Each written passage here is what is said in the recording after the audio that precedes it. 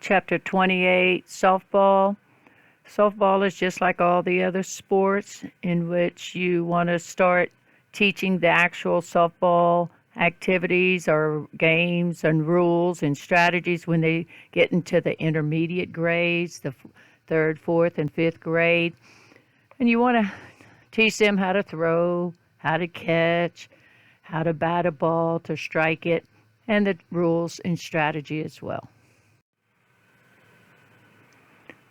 Your instructional emphasis and sequence, we want to make sure we teach them how to play the game of softball through lead-up games. We use the two developmental levels, developmental level 2 and developmental level 3. And we want to focus on softball skills, and we should start it about age 8. In developmental level 1, K through 2, you can teach them how to bat a ball, maybe with their hand or with a big bat, a big plastic bat. You can work on throwing. You can work on catching. But what I want you to know is you do not work on playing an actual regulation game of softball in developmental levels 1 and 2, okay? You want to show them the proper form of how to throw and how to catch and the techniques for all 3 areas, batting, throwing, and catching. And we're going to do that through lead-up games to introduce the basic rules, and then we'll add the rules and skills as their skill level increases. For developmental level 3, this is where they're actually going to play the regulation game of softball. You want to continue working on batting, throwing, and catching, but you're also going to do infield play. You might add some new pitching techniques. You might do situation play or double plays. And you have your games of slow pitch, or they have the game Babe Ruth ball that is good for developmental level 3. Here is a list of all the defensive skills: gripping the ball, throwing, overhand throw, underhand throw, pitching, fielding. But this is where these are the defensive, and we're going to go into each one in great detail. You have 2 ways to grip a ball. This one's the 2-finger grip, and it's the standard softball grip, but our elementary school children are going to have a difficult time because their hands are so small. So I want you to know that. They may not be able to do the 2-finger grip, and they're going to do what we call the full hand grip, which is on the next slide. Here's the full hand grip that I was talking about earlier. So I want you to know the children that have the small hands, they might even have their little pinky also on the ball. So they're going to use all their fingers except for their thumb, and they're going to use this for their grip. They're going to space the thumb out and the fingers evenly so that they can have control of the ball because their hands are so small. What is the throwing instructional cues that I want you to know? To teach them how to throw, you want to place the throwing arm side of the body away from the target. So if you're a right-handed person, your right shoulder should be far away from the target. Your left shoulder should be closer to the target. You want to step towards your target with the foot opposite the throwing hand. So if you're a right-handed person, you want to step with the left foot. And then you're going to rotate your hips as the throwing arm moves forward. You're going to bend and raise the arm at the elbow. They should form an L. They should lead with the elbow. It shouldn't be a lazy L. It shouldn't be a hyper L. It should be a L, a 90 degree. But we're not going to use the term 90 degree with the kids. We're just going to talk about the L. They're going to shift their weight from the rear foot to the front foot. Okay, so know and be familiar with these instructional cues for how to throw a ball correctly. So the book talks about the 3 types of throwing: overhand throw, underhand throw, and pitching, and we're going to go into each one in great detail. Here is our throwing overhand, where you raise the throwing arm shoulder height. Notice the L, or the 90-degree angle that I was talking about earlier. You see his right arm forming an L, okay? The elbows back, weight on the rear foot, Arm comes forward with the elbow leading, and you follow through. For the underhand throwing, naturally it's going to be, the ball's going to be down below your waist, and it's going to be like a bowling motion. Easier to teach underhand than overhand. For pitching, the basic difference between pitching and underhand throw is, notice for pitching, you want to start with both feet together, both feet even. You're still going to do the pendulum swing, whether it's an underhand throw or pitching. And in pitching, only one step is allowed, and you still want to follow through. Every time you release a ball or hit a ball, you always have a follow through. And another alternative is the windmill, where you'd make a complete circle around, what they use in fast pitch.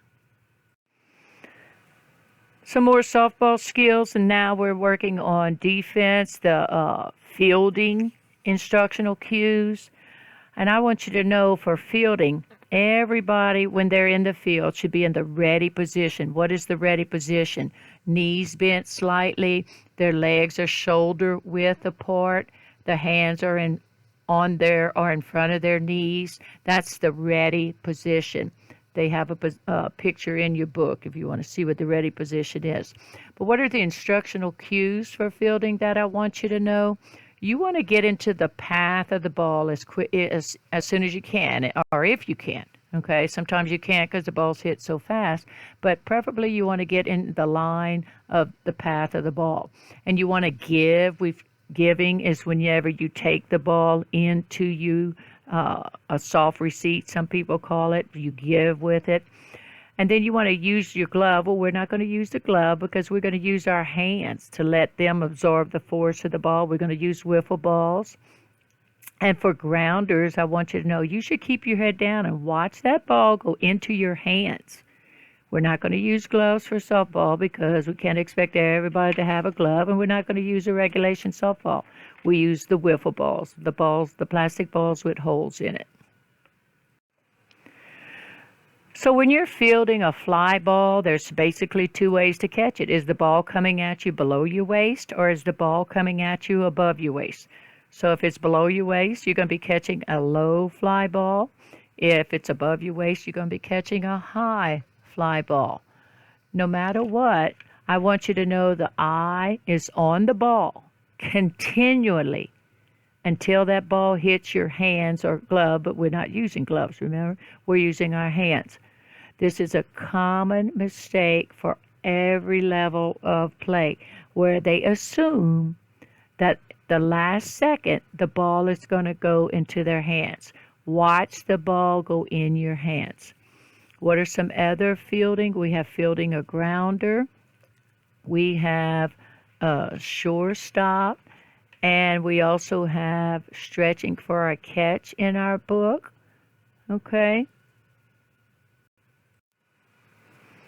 So this is a picture of catching a low fly ball. And since we're not using a glove, we're never going to require gloves because we're using a wiffle ball. Your pinkies, your little fingers should be together to catch a ball. And you want to form a little basket with your hands. So this is a good picture of how to catch a low fly ball. To catch a high fly ball, for this picture, your thumbs want to be together.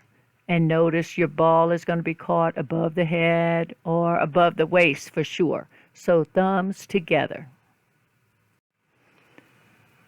So as I said earlier, to field a grounder, I want you to know you need to move as quickly as possible into the path of the ball. But you have to notice the angle that these two pictures depict. The one on the left is the correct way to get into the path of a batted ball. Notice the little curve they went, and they're in the path of the ball.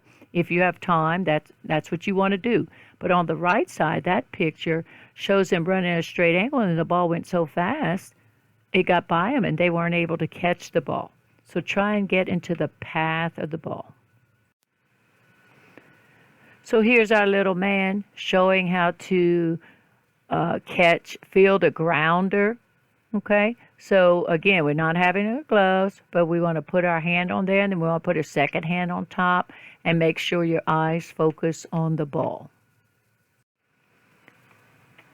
This is what we call a sure stop for those outfielders. What is she doing? She has her left knee down. She's watching the ball go in her glove. The ball cannot go between her legs because she made a sure stop, a sure way to catch the ball so it wouldn't get past her. So you're using your body as a barrier. How do we teach first basemen or first base women to play first base? We know they shouldn't be standing on the base when the ball is hit, but when the ball is hit in infield, they're going to move to the first base until their foot is touching it, and they want to step towards the ball or wherever the ball's being thrown from with their left foot, while their right foot is staying in contact with the base. What are some offensive skills that we need to teach in softball? Batting, bunting, and base running. What are the instructional cues for batting that I want you to know? When they're batting, they want to keep their hands together. They want to swing the bat with a horizontal motion. And they want to follow through and continue and swing through the ball. Don't just stop the bat when the bat makes contact with the ball. When you're holding the bat before you swing, you want to hold the bat off your shoulders. You want to form an L with the left arm, and you want to put the bat about ear level. So you're going to watch the ball hit the bat. Know these 5 instructional cues for batting. Here is the batter's position. Notice his feet are spread about shoulder width apart. The weight is on both feet. He's actually leaning more towards his back foot. That's the old school. Now you want to have weight on both feet. But come to think of it, they've gone back to weight on the back foot. But anyway, notice the elbows form an L, okay, the 90-degree.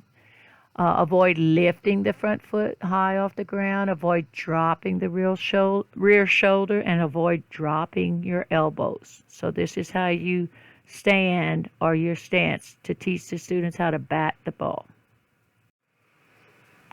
If you would like to show the students how to bunt a ball, I wouldn't introduce it in the 3rd or 4th grade, but if you want to, you can. But you can introduce it in the 5th grade, developmental level 3, where the batter turns to face the pitcher. They didn't move her feet. He just pivoted on both feet. In PE, safety is always of your utmost concern, so this is no different from softball. But what are some concerns that you want to be aware of? Throwing the bat. Throwing the bat is a constant danger. Now, if you use a plastic bat, then that won't be so bad. But we need to teach them not to throw the bat. One way to do it is maybe say the batter must touch the bat to the ground before dropping it, or change the ends of the bat before dropping it, or you might have a hula hoop or something and say put the bat in that 3-foot circle or in the hula hoop while running to first, or have the batter carry the bat to first base if you want, or you can call the batter out if the bat is thrown. But in your initial stages, we need to try and figure out a way. You never want to have them slide. Don't let the students slide. Forbid sliding. If you have a catcher standing near the batter, they may need to wear a mask. You don't have them stand near the batter. Just have them stand much further away so you don't have to worry about a mask. Some more safety issues. When they're fielding a fly ball, try and get them to call it so that they will not collide and possibly injure themselves. When you're changing fields, offense to defense, defense to offense, have the teams do so in designated areas. One team go to the third base side, the other team go to the first base side.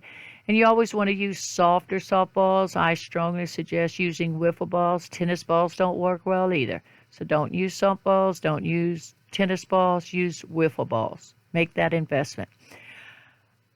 What are some more instructional procedures? Batting skills. You need to teach them how to bat. You might have a set number of pitchers per batter because it could get rather lengthy. Where they could strike out a lot. I personally like let's let them have 2. Once they get up to 2 strikes, then I'll put a batting tee up there. If I don't have a batting tee, I can have a makeshift batting tee with a box and then put a tall cone on it. depending on the height of the batter. Number 4, players should rotate positions often. So if you have my system that I like, the first batter, when he goes to or she goes to defense, is the pitcher. The second batter is the catcher. Third batter is first base. Fourth batter is your second base. Fifth batter is your shortstop. Seventh batter is your third baseman, and then the rest of the people are in outfield. And they move up a number. 1 goes to 2, 2 goes to 3, and so forth. And therefore you have your batting rotation and you have your fielding rotation. Number 5, you could change the distance between the bases, which I suggest for you to do, and don't play the regulation softball length, because a wiffle ball does not travel as far as a regular softball. For some more instructional procedures, you might want to appoint umpires or use teams at bat to umpire, or you might be the umpire, but they have to learn to respect umpires.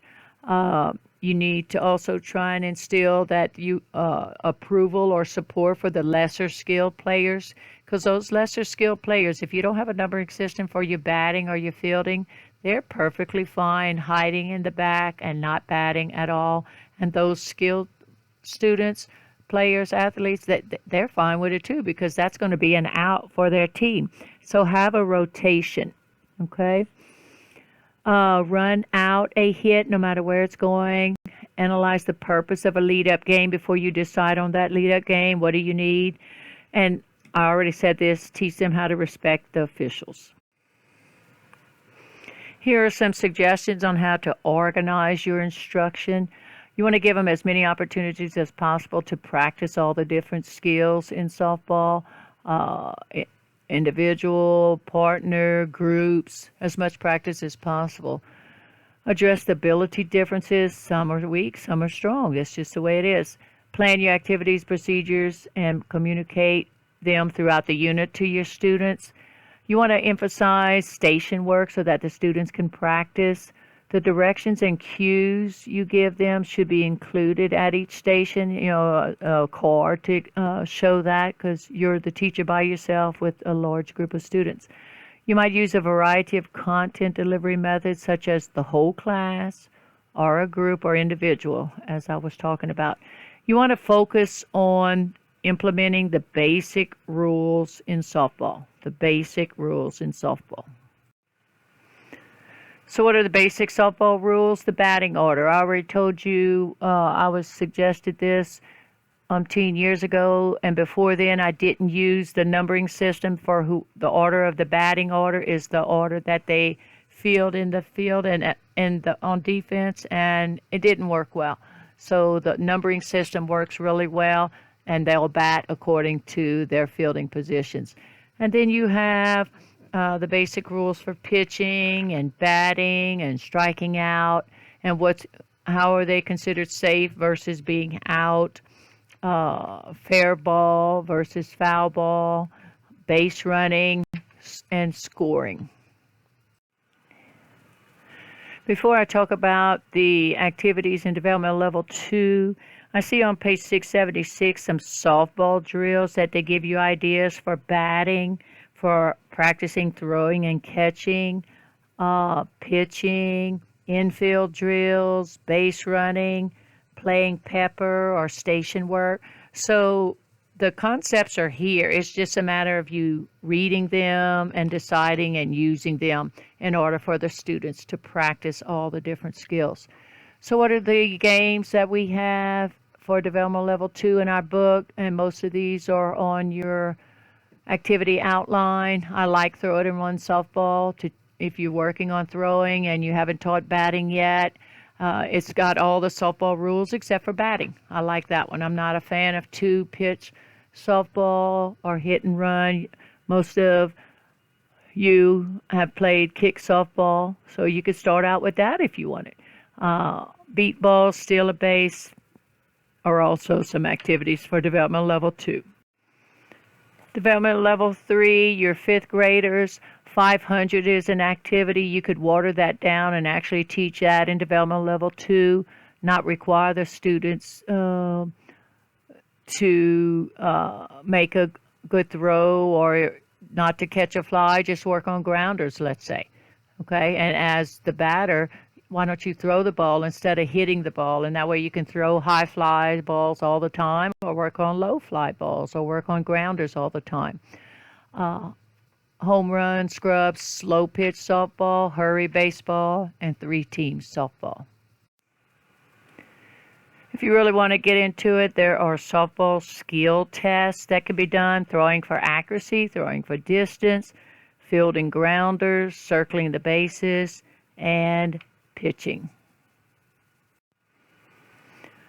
What are some takeaways for softball? It's a unique opportunity for them to work on manipulative skills, manipulating a bat, manipulating a ball. You have lead-up games that will help the students have ample practice opportunities, getting them to understand and actually implement the activities. Making sure they're developmentally appropriate is what you want for your student to be successful. And safety is always the issue. You should always be concerned about safety.